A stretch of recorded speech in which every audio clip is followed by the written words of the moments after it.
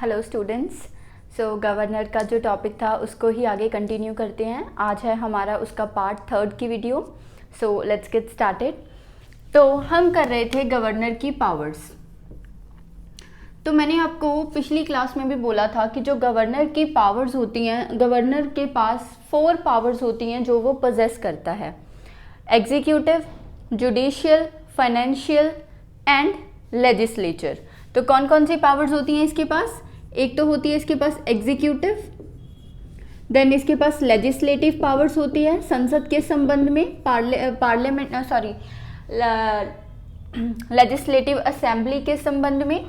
Then आती है इसके पास फाइनेंशियल पावर्स, वित्तीय पावर्स फाइनेंस के संबंध में। एंड जो दूसरी आती है, लास्ट आती है, वो आती है जुडिशियल पावर्स, जुडिशरी के संबंध में। तो इसके अलावा हमने 3 और पावर्स जो मैंने बोला था कौन कौन सी होती हैं? मिलिट्री पावर्स होती हैं, डिप्लोमेटिक पावर्स होती हैं एंड इमरजेंसी पावर्स होती हैं। ये तीनों की तीनों पावर्स किसके पास होती है? प्रेसिडेंट के पास होती है। गवर्नर के पास ये पावर्स नहीं होती। गवर्नर के पास सिर्फ ये ही चारों पावर्स होती हैं। तो इन पावर्स को आज हम डिटेल में करेंगे। तो सबसे पहले देखते हैं एग्जीक्यूटिव पावर्स। तो एग्जीक्यूटिव में सबसे पहली पावर आती है, एग्जीक्यूटिव में बेसिकली जो हम पावर्स पढ़ते हैं वो आती है जैसे एडमिनिस्ट्रेशन की पावर, या कुछ उस व्यक्ति ने किन किन पोस्ट में अपॉइंटमेंट्स की हैं, वो वाली जो पावर्स होती हैं वो हम एग्जीक्यूटिव में करते हैं। तो हमें पता है कि जो हमारे गवर्नर है वो किसको अपॉइंट करते हैं, जो प्रेसिडेंट है वो किसको अपॉइंट करते थे? प्राइम मिनिस्टर और काउंसिल ऑफ मिनिस्टर। तो इसी तरह से जो स्टेट का सीएम होता है और स्टेट का काउंसिल ऑफ मिनिस्टर होता है, उसकी जो अपॉइंटमेंट होती है वो किसके द्वारा की जाती है? गवर्नर के द्वारा की जाती है। और काउंसिल ऑफ मिनिस्टर और सीएम अपने ऑफिस में तब तक ही रहते हैं जब तक कि प्रेसिडेंट चाहें, यानी कि जब तक कि गवर्नर चाहें, यानी during the pleasure of governor.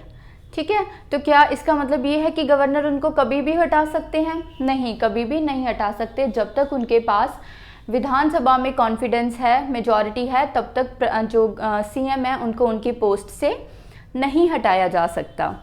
तो जो काउंसिल ऑफ मिनिस्टर है और जो सीएम है उनकी अपॉइंटमेंट किनके द्वारा की जाती है? हमारे गवर्नर के द्वारा की जाती है।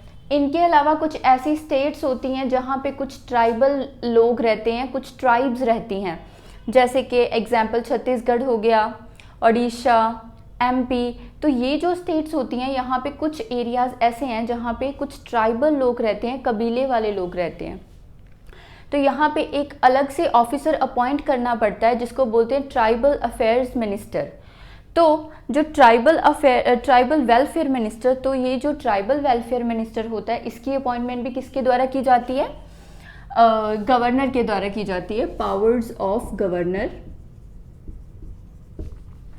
तो ट्राइबल अफेयर्स मिनिस्टर की जो अपॉइंटमेंट है, जैसे वो भी किसके द्वारा की जाती है? गवर्नर के द्वारा, जैसे कि छत्तीसगढ़ में, उड़ीसा में, एमपी में एंड सो ऑन। बहुत सारी स्टेट्स होती हैं जहाँ पे कुछ ट्राइबल एरियाज होते हैं, तो वहाँ पे जो ट्राइब्स के लिए एक अलग से मिनिस्टर की अपॉइंटमेंट की जाती है गवर्नर के द्वारा। इसके अलावा जो एडवोकेट जनरल होते हैं स्टेट के,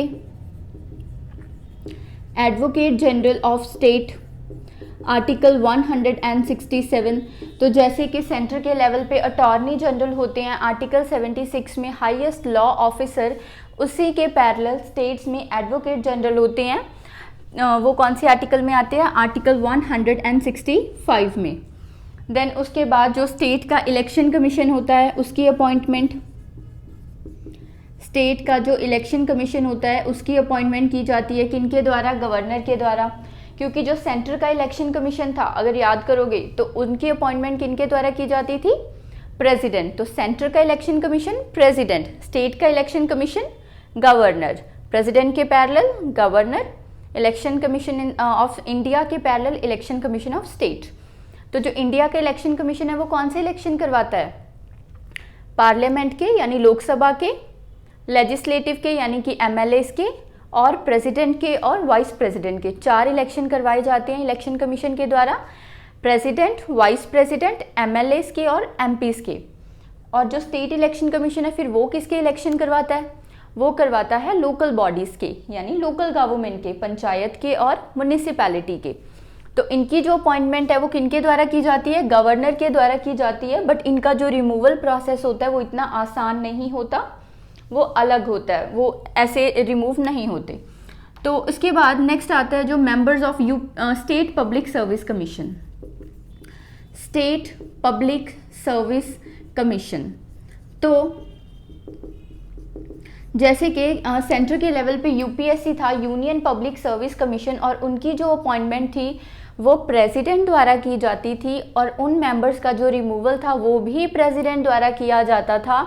बट जो स्टेट पब्लिक सर्विस कमीशन होते हैं जैसे एसपीएससी, जैसे अगर आप हरियाणा में देखोगे तो एचपीएससी, ठीक है, अगर आप हिमाचल प्रदेश में देखोगे तो एचपीपीएससी हो गया, अगर आप पंजाब में देखोगे तो पीपीएससी हो गया। ये पब्लिक सर्विस कमीशन होते हैं, ये सिविल सर्विसेज के एग्ज़ाम्स लेते हैं, रिक्रूटमेंट्स करते हैं, ठीक है। तो जो स्टेट पब्लिक सर्विस कमीशन हो गया, इनके मेंबर्स की अपॉइंटमेंट तो गवर्नर द्वारा की जाती है, बट इनका रिमूवल गवर्नर द्वारा नहीं होता, इनका रिमूवल प्रेसिडेंट करते हैं, ठीक है। तो अगर आप अपॉइंटमेंट की बात करोगे तो वो तो गवर्नर करता है, बट अगर आप इसके रिमूवल की बात करोगे तो इसके रिमूवल कौन करता है? प्रेसिडेंट करता है, गवर्नर नहीं करता। वहीं अगर आप सेंटर के लेवल पे यूपीएससी की बात करोगे, यूनियन पब्लिक सर्विस कमीशन, जो कि आईएएस आईपीएस के एग्जाम लेता है, उसके जो मेंबर्स होते हैं उनकी अपॉइंटमेंट भी प्रेसिडेंट द्वारा होती है, रिमूवल भी प्रेसिडेंट द्वारा होता है, बट इनका रिमूवल प्रेसिडेंट द्वारा, अपॉइंटमेंट गवर्नर द्वारा। उसके बाद नेक्स्ट आता है कि ये इसके अलावा अपॉइंटमेंट्स के अलावा और भी काफ़ी कुछ करते हैं। जैसे कि मान लो ये किसी यूनिवर्सिटी में वाइस चांसलर या एज अ चांसलर भी ये अपनी पोस्ट संभाल सकते हैं, यानी वीसी और चांसलर इन यूनिवर्सिटीज़। जो कोई भी आपके कोई भी स्टेट की यूनिवर्सिटी होती है तो वहाँ पे वो क्या करते हैं? वीसी, वाइस चांसलर या चांसलर की पोस्ट को भी संभालते हैं। इसके अलावा ये जो चीफ मिनिस्टर हैं उनसे भी पूछ सकते हैं, इंफॉर्मेशन ले सकते हैं कि आप किस प्रकार से एडमिनिस्ट्रेशन कर रहे हैं, आपका जो मंत्रिमंडल है, काउंसिल ऑफ मिनिस्टर्स, वो किस प्रकार से अपनी एग्जीक्यूटिव एडमिनिस्ट्रेशन कर रहा है, तो उसकी इंफॉर्मेशन भी गवर्नर सीएम से पूछ सकते हैं। तो ये सभी जो पावर्स आती हैं, ये सारी की सारी पावर उनकी अपॉइंटमेंट की पावर्स आती हैं। अच्छा, तो मैंने जब आपको ये सारी पावर्स बताई थी, तो मैंने जब आपको प्रेसिडेंट की ये पावर्स करवाई थी तो मैंने आपको बोला था कि प्रेसिडेंट एक नॉमिनल हेड है, नामात्र हेड है, वो अपने मर्जी से कोई फैसला नहीं लेता। तो वो किसकी सलाह से वो फैसला लेता है? प्राइम मिनिस्टर और काउंसिल ऑफ मिनिस्टर की। और ऐसा कहाँ पे लिखा हुआ था? आर्टिकल 74 में। बट इसी प्रकार से जो हमारा गवर्नर है वो खुद भी एक नॉमिनल हेड है, नामात्र हेड है, वो भी अपना फैसला खुद से नहीं लेता, वो भी किसकी सलाह से लेता है, किसकी एडवाइस पे लेता है? CM and council of minister. और ये बात कहाँ पे लिखी हुई है? ये बात लिखी हुई है आर्टिकल 163 में। हम इसको करेंगे भी, आर्टिकल 163 में ये बात की गई है। तो इसके बाद जो नेक्स्ट पावर्स आती हैं वो आती हैं लेजिस्लेटिव की पावर, यानी जो विधानसभा होती है, लेजिस्लेटिव असेंबली, उसके रिलेशन में जो कौन कौन सी पावर्स होती हैं गवर्नर के पास। तो जो लेजिस्लेटिव असेंबली, जैसे कि हमारी पार्लियामेंट का सेशन होता था वो प्रेसिडेंट बुलाता था, इसी तरह से जो लेजिस्लेटिव असेंबली का जो सेशन, चाहे उसको बुलाना हो यानी कि समन करना हो, या फिर प्रोरोग करना हो यानी प्रोरिगेशन, समनिंग और प्रोरिगेशन। प्रोरिगेशन का मतलब होता है एंड ऑफ सेशन। प्रोरिगेशन का मतलब है कि सेशन को ख़त्म कर देना। तो समनिंग और प्रोरिगेशन ऑफ जो सेशन होगा वो किसके द्वारा होता है? लेजिस्लेटिव के मतलब कि वो कौन करता है? गवर्नर करता है, ठीक है। तो प्रेसिडेंट जो सेशन बुलाते थे और बाद में उसको ख़त्म करते थे, वो किसके कहने पे करते थे? पीएम के कहने पे। इसी तरह से जो गवर्नर है वो लेजिस्लेटिव असेंबली का सेशन बुलाता है और ख़त्म करता है किसके कहने पे? सीएम के कहने पे। ओके, और लेजिस्लेटिव असेंबली में कौन कौन से इनके फंक्शन होते हैं? तो जो प्रेसिडेंट होता है वो लेजिस्लेटिव असेंबली में एक पर्सन को अपॉइंट करता है फ्रॉम एंग्लो इंडियन कम्युनिटी, और लेजिस्लेटिव जो काउंसिल होती है, लेजिस्लेटिव काउंसिल में टोटल 1/6 जो मेंबर्स होते हैं, ये सारे के सारे मेंबर्स किसके द्वारा नॉमिनेटेड होते हैं? Nominated by president, sorry governor. तो गवर्नर के द्वारा लेजिस्लेटिव असेंबली में, विधानसभा में एक पर्सन को नॉमिनेट किया जाता है, नामजद किया जाता है, और लेजिस्लेटिव काउंसिल में यानी कि विधान परिषद में 1/6 जो मेंबर्स हैं, 1/6 मेंबर्स जो हैं, उनको नॉमिनेट किया जाता है गवर्नर के द्वारा। देन उसके बाद वीटो पावर्स आ जाती हैं यहाँ पे। वीटो पावर्स कौन सी होती हैं? वीटो पावर्स होती हैं कि जो भी बिल, प्रेसिडेंट की वीटो पावर की अगर बात करें तो जो भी बिल लोकसभा और राज्यसभा पास करती थी, वो बिल पे अगर प्रेसिडेंट का असेंट मिलता था, सिग्नेचर मिलता था, तभी वो बिल एक्ट बनता था। इसी प्रकार से एक स्टेट में अगर लेजिस्लेटिव असेंबली और लेजिस्लेटिव काउंसिल दोनों बिल को पास करती हैं, तब दोनों बिल को पास करके जब गवर्नर के पास आता है, तो गवर्नर जब उसको असेंट देता है तभी वो बिल एक्ट बनता है। ठीक है, तो गवर्नर के पास भी यही जो हमारी प्रेसिडेंट के पास थी वीटो पावर्स, वो वाली होती हैं, जैसे कि एब्सोल्यूट वीटो, ये हम कर चुके हैं पहले। एब्सोल्यूट वीटो होती है कि विदहोल्ड द कंसेंट, यानी कि उस बिल को ऑल टुगेदर रिजेक्ट कर देना। ठीक है, दूसरी होती है सस्पेंसिव वीटो। सस्पेंसिव वीटो की अगर गवर्नर को लगे कि जो बिल लेजिस्लेटिव असेंबली ने, अगर किसी स्टेट में लेजिस्लेटिव असेंबली ही है तो उसको हम सिर्फ लेजिस्लेटिव असेंबली ही बिल को पास करेगी। अगर किसी स्टेट में लेजिस्लेटिव असेंबली और लेजिस्लेटिव काउंसिल दोनों हैं, जैसे कि यूपी और बिहार में, तो वहाँ पे दोनों की ही असेंट, दोनों जो हाउसेज हैं वहाँ पे पास होना, दोनों असेंबली से वो बिल पास होना ज़रूरी होता है। ठीक है, वहाँ से वो बिल पास होके किसके पास जाएगा? गवर्नर के पास। गवर्नर के पास ऑप्शन होती है कि एब्सोल्यूट वीटो उस बिल को ऑल टुगेदर रिजेक्ट कर दे, विद होल्ड कर ले अपना असेंट। नेक्स्ट होती है सस्पेंसिव वीटो। इसका मतलब होता है कि हो सकता है कि गवर्नर को लगे कि इस बिल में कुछ चेंजेस करने चाहिए, ये बिल में कोई चेंजेस हो सकते हैं, तो वो क्या कर सकता है? वो बिल को उनको वापस भेज सकता है कि आप एक बार इसको देख लीजिए, एक बार इसको रिकंसिडर कर लीजिए। बट अगर वो बिल उसको वापस भेजेंगे तो उनको क्या करना पड़ेगा? उस बिल पे साइन करने ही पड़ेंगे। ये हम कर चुके हैं पहले प्रेसिडेंट वाले टॉपिक में। नेक्स्ट जो वीटो आती है वो आती है पॉकेट वीटो। पॉकेट वीटो वो होती है कि नो एक्शन, कि जो बिल आया उसके ऊपर कोई भी एक्शन ना लेना, और इसका समय कॉन्स्टिट्यूशन में कुछ भी मेंशन नहीं है। यानी अगर मान लो मैं गवर्नर हूँ, मेरे पास लेजिस्लेटिव असेंबली ने कोई बिल भेजा और मेरे पास आया है, तो मेरे पास मैं अपनी पॉकेट वीटो अगर यूज़ कर रही हूँ तो इसका मतलब ये है कि मैं उस बिल पे कोई भी एक्शन नहीं ले रही हूँ, मैंने अपनी पॉकेट में वो बिल को डाल लिया, और मुझ पे ये भी कोई पाबंदी नहीं है कि वो इस बिल को मैं अपनी पॉकेट में कितने समय के लिए रखूँ। मैं 1 महीना, 2 महीने, 3, 4, 1 साल, 2 साल, 3 साल, 4 साल, जितने भी समय के लिए उस बिल को अपने पॉकेट में रख सकती हूँ। तो थर्ड होती है पॉकेट वीटो, कोई भी एक्शन ना लेना। और ये सारी पावर तो प्रेसिडेंट के पास भी होती थी। एक वीटो पावर ऐसी है जो कि सिर्फ और सिर्फ गवर्नर के पास होती है। वो ये होती है कि जो बिल, अगर मैं गवर्नर हूँ, मेरे पास 3 ऑप्शन है। पहले तो कि मैं रिजेक्ट कर दूँ, मैं एक बार दोबारा से रिकंसिडर करने के लिए भेज दूँ, या मैं इस पर कोई एक्शन ना लूँ। और मेरे पास एक 4th ऑप्शन है, वो ये है कि मैं उस बिल को किसको दे दूँ? प्रेसिडेंट को दे दूं कि आपको क्या लगता है कि ये बिल पास होना चाहिए या नहीं होना चाहिए। मतलब मेरे पास 4th ऑप्शन ये है कि उस बिल को मैं किसको पास कर दूं? प्रेसिडेंट को पास कर दूं। ठीक है, तो जो नेक्स्ट ऑप्शन होती है, वेट, ओके, सो जो हमारी नेक्स्ट बात होती है वो ये होती है कि जो बिल होता है वो किसको भेज दिया जाता है? टू प्रेसिडेंट को भेज दिया जाता है। अब प्रेसिडेंट ही उस पर फैसला लेंगे कि वो बिल को पास करना है या नहीं करना। ठीक है,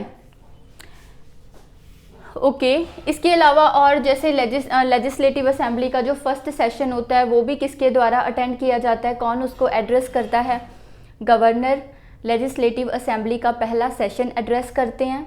और जब भी फाइनेंशियल ईयर कंप्लीट होता है तो फाइनेंशियल ईयर कंप्लीट होने के बाद जो पहला सेशन होता है वो भी हर साल गवर्नर के द्वारा ही एड्रेस किया जाता है। तो जो अच्छा हमारा फाइनेंशियल ईयर कौन सा होता है, 31 मार्च से लेके 1 अप्रैल तक, ठीक है। तो ये हमारा क्या होता है, फाइनेंशियल ईयर होता है। तो 1 अप्रैल से लेके 31 मार्च तक तो जो हमारा पहला सेशन होता है हर फाइनेंशियल ईयर का वो भी एड्रेस कौन करते हैं, गवर्नर करते हैं लेजिस्लेटिव असेंबली में। और first session of the legislative assembly जो है वो भी कौन एड्रेस करते हैं, गवर्नर एड्रेस करते हैं। इसके अलावा एक और पावर होती है जो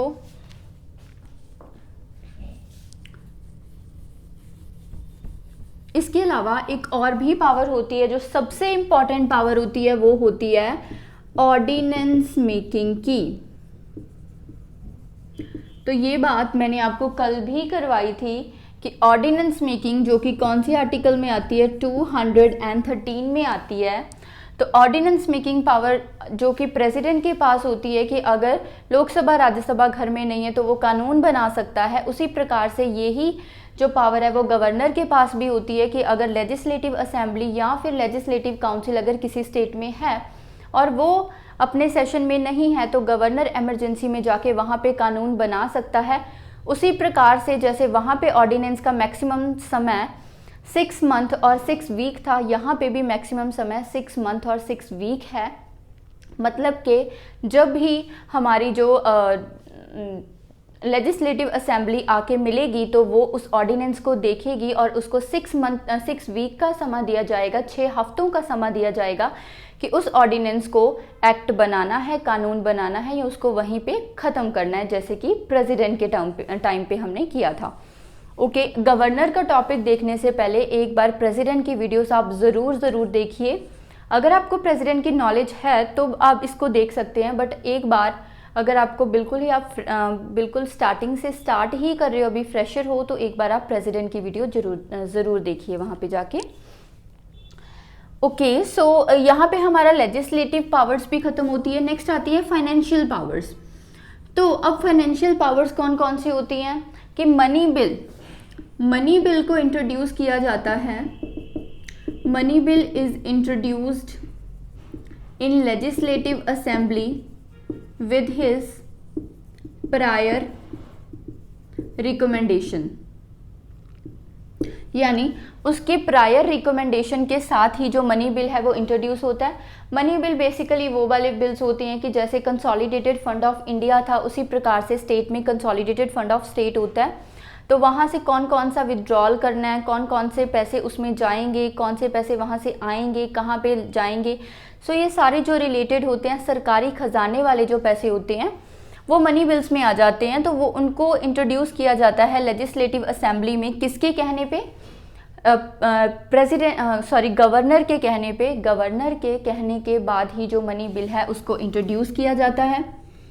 इसके बाद जो ग्रांट्स होती हैं, ठीक है, सो नो ग्रांट्स, जो ग्रांट्स होती हैं,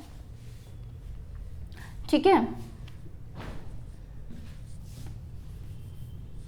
सपोज मान लीजिए कि जो अलग अलग ग्रांट्स हम देते, जो सरकार है वो अलग अलग ग्रांट्स देती रहती है। तो जो ग्रांट्स सरकार देती है उसकी जो डिमांड की जाती है वो उससे पहले प्रेसिडेंट की परमिशन लेनी पड़ती है, यानी no demands for grants can be made without his permission. यानी कि जैसे कि अगर सेंटर के लेवल पे किसी को कोई ग्रांट देनी है सरकार ने तो किसकी परमिशन लेनी पड़ती है, पहले प्रेसिडेंट की। उसी प्रकार से जो स्टेट के लेवल पे अगर किसी को ग्रांट देनी है तो किसकी परमिशन लेनी पड़ती है, गवर्नर की परमिशन लेनी पड़ती है। नेक्स्ट उसके बाद जैसे कि जो प्रेसिडेंट था वो सेंटर का फाइनेंस कमीशन हर 5 ईयर के बाद कॉन्स्टिट्यूट करता था। इसी प्रकार से ये जो होगा वो स्टेट का जो फाइनेंस कमीशन है उसको कॉन्स्टिट्यूट करेगा फॉर नेक्स्ट 5 ईयर्स। देन जो हमारा गवर्नर होता है, जो हमारा प्रेसिडेंट था, उनके पास कॉन्टीजेंसी फंड ऑफ इंडिया था, यानी अगर कभी भी देश में ज़रूरत पड़ जाए तो वो वहाँ से पैसे निकाल के यूज़ कर सकता था। उसी प्रकार से जो हमारे गवर्नर होते हैं उनके पास क्या होता है, कॉन्टीजेंसी फंड ऑफ स्टेट होता है उनके पास, यानी अगर स्टेट में कभी आवश्यकता पड़ जाए तो वो इस फंड को यूज़ करके क्या कर सकते हैं, यहाँ से पैसे निकाल सकते हैं। तो जो कॉन्टीजेंसी फंड होता है, फाइन ओके, तो जो कॉन्टीजेंसी फंड होता है ये किसको मिलता है, हेड को ही मिलता है। सेंटर के लेवल पे हेड ऑफ स्टेट प्रेसिडेंट, और स्टेट के लेवल पे जो हमारा चीफ एग्जीक्यूटिव हेड होता है गवर्नर, उनको कॉन्टीजेंसी फंड दिया जाता है। प्रेसिडेंट को मिलता है कॉन्टीजेंसी फंड ऑफ इंडिया और गवर्नर को मिलता है कॉन्टीजेंसी फंड ऑफ स्टेट, जिस स्टेट में भी वो काम कर रहे हैं। नेक्स्ट आती है हमारी जुडिशियल पावर्स। तो जुडिशियल पावर्स में एक तो आती है पार्डनिंग पावर्स। पार्डनिंग पावर्स को अभी हम डिटेल में करेंगे इसके बाद। नेक्स्ट जो आती है पार्डनिंग पावर के बाद वो आती है कि जैसे हमारे सेंटर के लेवल पे प्रेसिडेंट था, वो क्या करते थे, वो सुप्रीम कोर्ट के जजेस को अपॉइंट करते थे। इसी तरह से जो हमारे गवर्नर है वो हाई कोर्ट के जजेस को अपॉइंट तो नहीं करते, हाई कोर्ट के जजेस को अपॉइंट भी प्रेसिडेंट द्वारा ही किया जाता है। बट एडवाइस जो है वो किनकी ली जाती है, एडवाइस ली जाती है गवर्नर की, यानी जजेस ऑफ, ध्यान से, जजेस of high court are appointed by president. Appoint कौन करता है जजेस ऑफ हाई कोर्ट को, प्रेसिडेंट अपॉइंट करता है, बट आफ्टर कंसल्टेशन विद, किससे कंसल्ट करके, कंसल्टेशन विद द गवर्नर, यानी कि गवर्नर से कंसल्टेशन करने के बाद ही जो प्रेसिडेंट है वो हाई कोर्ट के जजेस को अपॉइंट करता है। और इसके बाद जो डिस्ट्रिक्ट जजेस आते हैं, डिस्ट्रिक्ट जजेस के जो अपॉइंटमेंट होती है वो किसके द्वारा की जाती है, गवर्नर के द्वारा।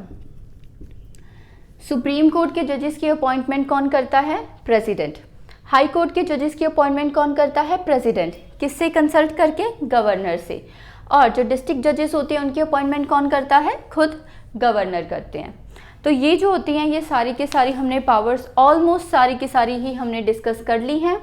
पार्डनिंग पावर्स को हम डिटेल में करेंगे अभी। आपको अगर इसका स्क्रीनशॉट लेना है तो आप इसका स्क्रीनशॉट ले लीजिए।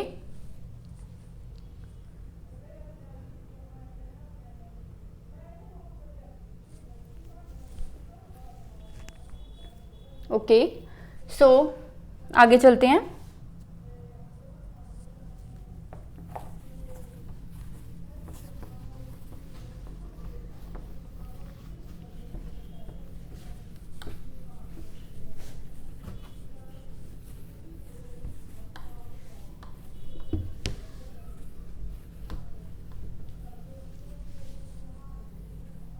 ओके, सो अब हम करते हैं पार्डनिंग पावर्स ऑफ गवर्नर।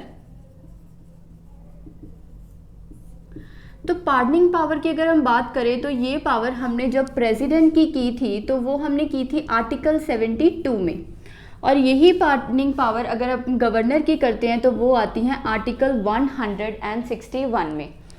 तो ये हम ऑलरेडी वैसे कर भी चुके हैं। तो 5 तरह की पार्डनिंग पावर्स होती हैं। एक तो होती है पार्डन, इसका मतलब होता है कि पूरी तरह से ही माफ़ कर देना, बिल्कुल ही जो पनिशमेंट है उसको ख़त्म कर देना कि आपको वो जो पनिशमेंट अब मिलेगी ही नहीं, कोई भी पनिशमेंट नहीं मिलेगी। सेकंड आता है कम्यूटेशन। कम्यूटेशन का मतलब होता है कि सब्सटीट्यूट कर देना पनिशमेंट को, यानी कि एक पनिशमेंट को दूसरी पनिशमेंट से चेंज कर देना।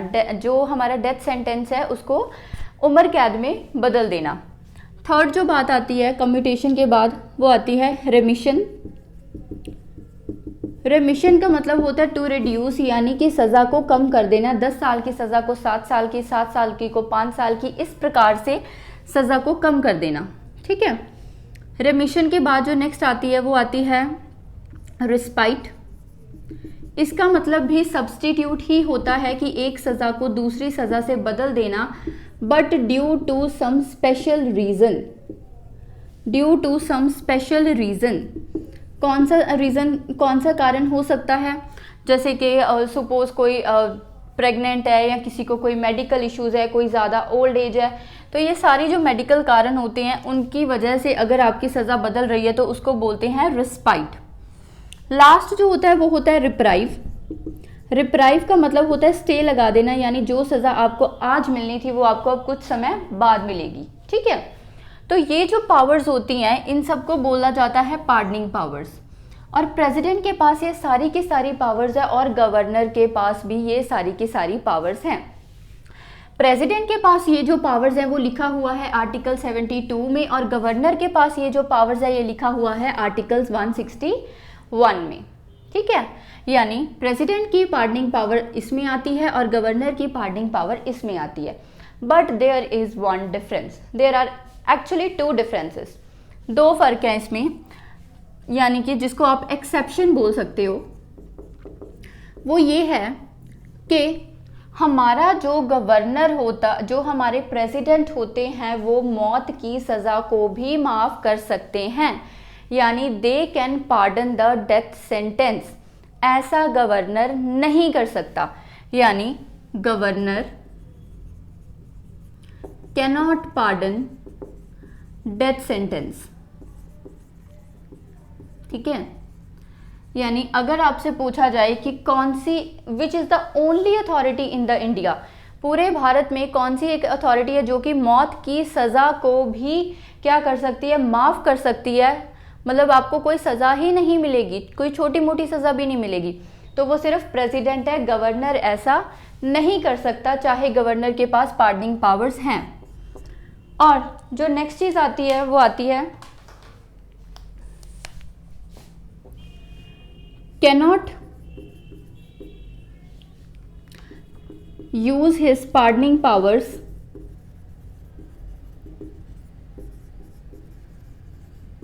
in case of military courts, यानी अगर मिलिट्री कोर्ट ने कोई सज़ा दी है तो उसको माफ़ सिर्फ और सिर्फ प्रेसिडेंट कर सकता है, गवर्नर नहीं कर सकता। प्रेसिडेंट क्यों कर सकता है? बिकॉज जो प्रेसिडेंट है वो सुप्रीम कमांडर होते हैं तीनों आर्म्ड फोर्सेस के, एयरफोर्स, नेवी और आर्मी के। तो अगर उनके मिलिट्री कोर्ट ने कोई सज़ा दी है तो उनको माफ़ किया जा सकता है प्रेसिडेंट द्वारा, बट गवर्नर ऐसा नहीं कर सकते। तो जो पार्डनिंग पावर्स होती हैं प्रेसिडेंट और गवर्नर की सेम होती है। प्रेसिडेंट की 72 आर्टिकल में आती है, गवर्नर की 161 में आती है।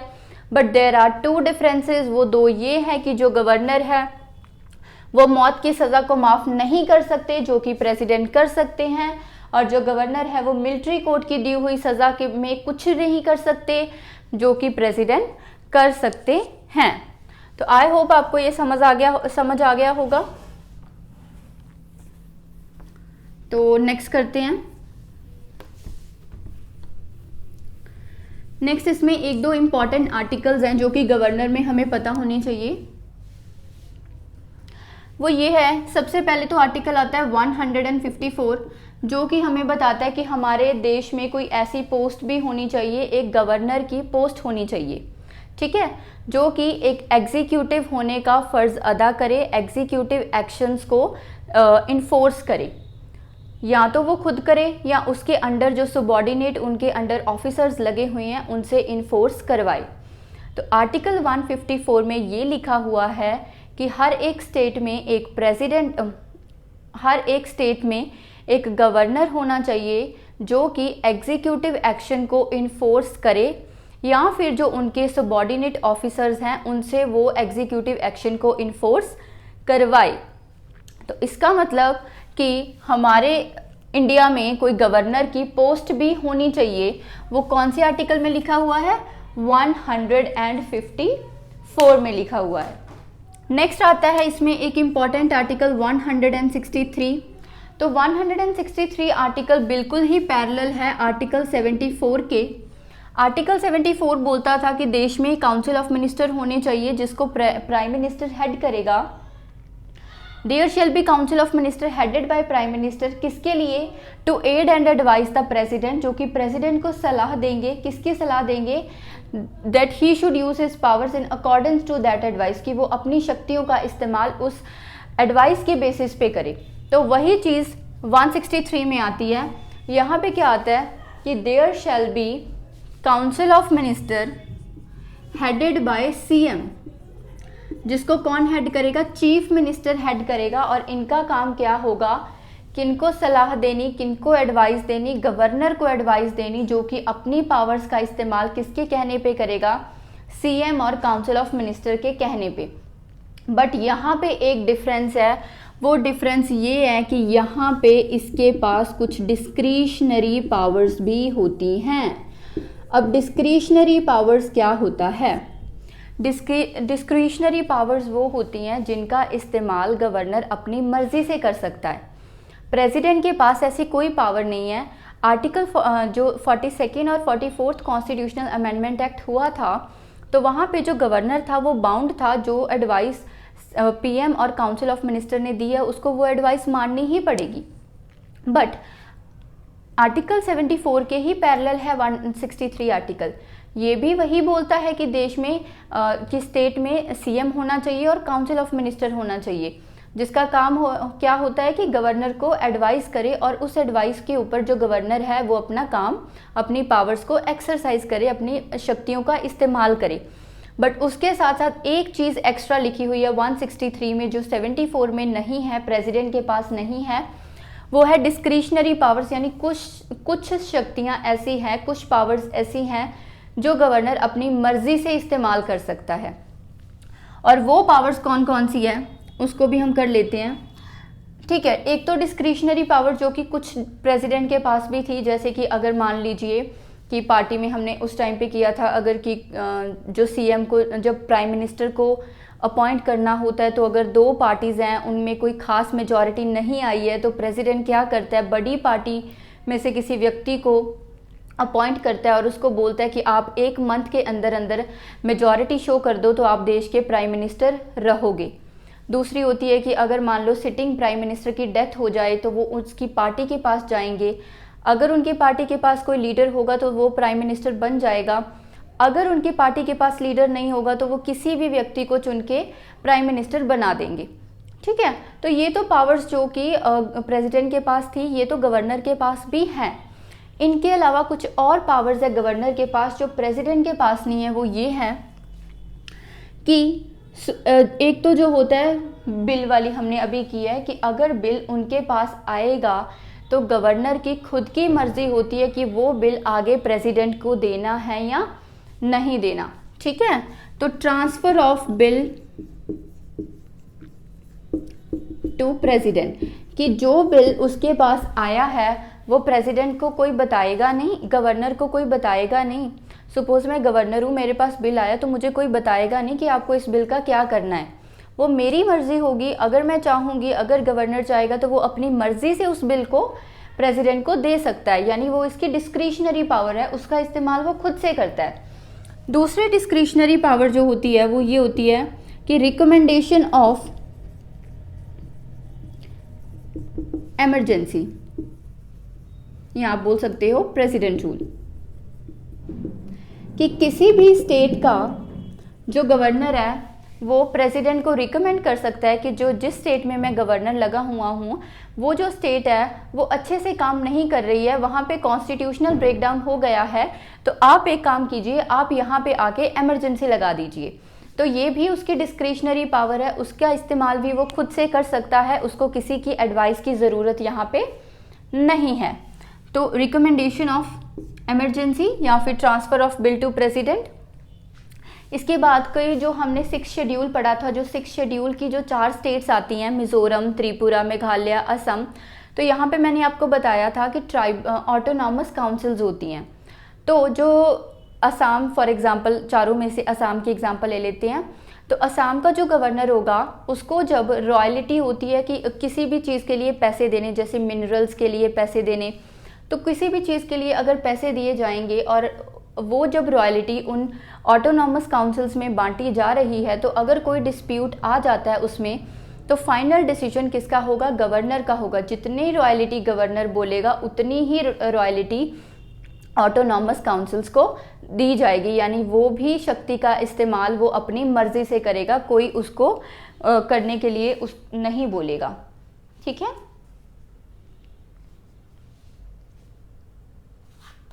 ओके, नेक्स्ट जो आती है वो आती है seeking the information from CM.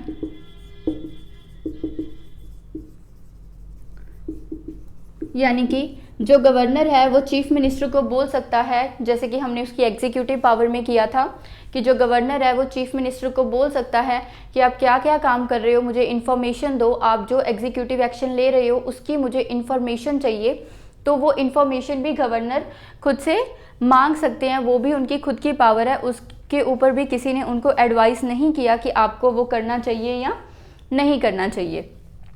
इसके अलावा मैंने आपको बताया था कि जो एक गवर्नर है वो एक से ज़्यादा स्टेट के लिए, एक व्यक्ति एक से ज़्यादा स्टेट में भी गवर्नर रह सकता है, और एक व्यक्ति एक स्टेट का गवर्नर भी हो सकता है और साथ साथ किसी यूनियन टेरिटरी का एडमिनिस्ट्रेटर भी रह सकता है। जैसे फॉर एग्जांपल पंजाब और चंडीगढ़। अब पंजाब में जो गवर्नर है बनवारी लाल पुरोहित, वो चंडीगढ़ जो कि यूनियन टेरिटरी है वहाँ पे एडमिनिस्ट्रेटर भी है। तो अब पंजाब में तो अगर गवर्नर है तो पंजाब में तो सीएम भी हैं, जो सीएम बोलेंगे गवर्नर को वैसा करना पड़ेगा। बट यूनियन टेरिटरी में क्या कोई सीएम है? नहीं है। तो यूनियन टेरिटरी चंडीगढ़ में अगर वो एडमिनिस्ट्रेटर का काम कर रहे हैं तो वहाँ पे वो अपनी पावर्स का इस्तेमाल अपनी मर्जी से करेंगे। तो वो भी उनकी डिस्क्रिशनरी पावर है कि if he is also an administrator of UT, अगर वो किसी यूनियन टेरिटरी के एडमिनिस्ट्रेटर हैं तो वहाँ पे भी वो अपनी पावर्स का इस्तेमाल खुद से अपनी मर्जी से करेंगे। सो वो भी उनकी खुद की डिस्क्रिशन होगी। सो दैट मीन्स ये सब उनकी कौन सी पावर्स में आता है? डिस्क्रिशनरी पावर्स में आता है। और ये जो पावर्स होती हैं वो प्रेसिडेंट के पास नहीं होती, बट ये सारी पावर्स किसके पास होती हैं? गवर्नर के पास होती हैं। सो आई होप आपको ये भी समझ आ गया होगा। इसके अलावा एक और आर्टिकल आता है जो 164। अब जो आर्टिकल हमने सेंटर पे पढ़ा था 75, इसमें क्या था 75 में कि प्राइम मिनिस्टर और काउंसिल ऑफ मिनिस्टर की अपॉइंटमेंट कैसे की जाएगी, उनको ओथ कौन देगा, उनका टेन्योर कितना होगा, उनकी सैलरी कितनी होगी, वो किसको रिस्पॉन्सिबल हैं, काउंसिल ऑफ मिनिस्टर में किया था ना। तो वही सेम चीज़ आर्टिकल 164 में लिखी हुई है। किसके लिए लिखी हुई है? यहाँ पे लिखी हुई थी पीएम और काउंसिल ऑफ मिनिस्टर के लिए, और यहाँ पे लिखी हुई है सीएम और स्टेट के काउंसिल ऑफ मिनिस्टर के लिए। तो ये जो आर्टिकल्स हैं ये सारे गवर्नर के आर्टिकल है। 154 के गवर्नर होना चाहिए, 163 के जो काउंसिल ऑफ मिनिस्टर और सीएम होने चाहिए जो कि गवर्नर को एडवाइस करेंगे प्लस उसकी डिस्क्रिशनरी पावर्स।